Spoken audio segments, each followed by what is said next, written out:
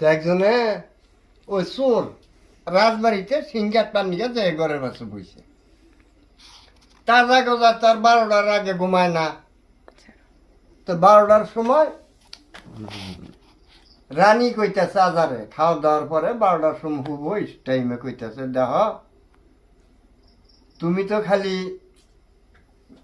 এই শালির দরবারি করলা আজাগিরি করলা কিন্তু জীবনে অজাও গেলা না অজে গেলে 20 বার যাহাইতা ই পয়সা আল্লাহ দিছাল গেলা না মানুষে কইছে যে তরিকা নন না এওটা তুমি নিলা না তাহলে তুমি কি মরবা না রাজা কইতেছে দেখ মরণ তো সবার জন্যই কেউ বেঁচা থাকবো না তবে যাই হোক বালা আটা পীর যদি ভাই এই যে 8 কেজি একটা সোনার মোহর আছে এই মোহরটা তারে আমি দিব এইটা কিন্তু রাজা আর রানী এই কথাটা জানলো আর কেউ জানলো না এইটা কইলে পরে চোরে চুরি করা বাদ দিল বাড়ি যাইয়া এই 3 মাসের মধ্যে তন্ত্র মন্ত্র কিছু ফকিরান্দি কিছু শিখলো হিকা শালু কাপড় রঙে পইরা সাদা নাল শালু দিয়ে একটা নাড়ি বেচাইলো থোড়া মোড়া দিয়ে ঘুগুরা টুকুরা বান্ধিল ঝুমঝানো আইটা গেতাছে এই চোখ মুঞ্জা বিক্রি করতে করতে যায় যার তরি মানে এদিকে চোখ মুঞ্জা কোন তরি আবার দেখা যায়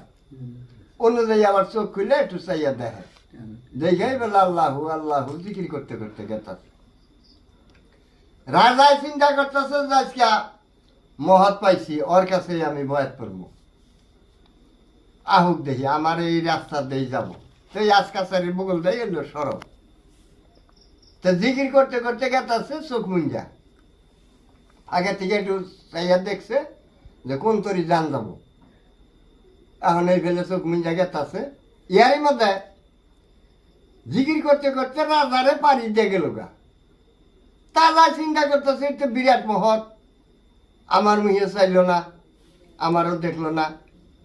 আস্তে আস্তে 5 মিনিট যাইয়া ডাকতেছে বাবা বাবা এই কারারা তুই আমার ধ্যান ভঙ্গ করলি কি হয়েছে তুই আমার কাছে বয়াত করবি এটাই তো তোর নিয়ত বয়াত করে যা সুদনা দিবি এটা আমি জানি ওই যারা মোহর না দিবা সেটা সোনার এইটা শুনে আরো বিশ্বাস হইল হাই রে হাই এই মোহরটা রানী আর আমি এই ছাড়া আর দুনিয়ার কেউ জানে না এই আলাপটা আমরা দুইজনে করছি তাহলে এইটা যখন কই হালাইলো তাহলে নিশ্চয়ই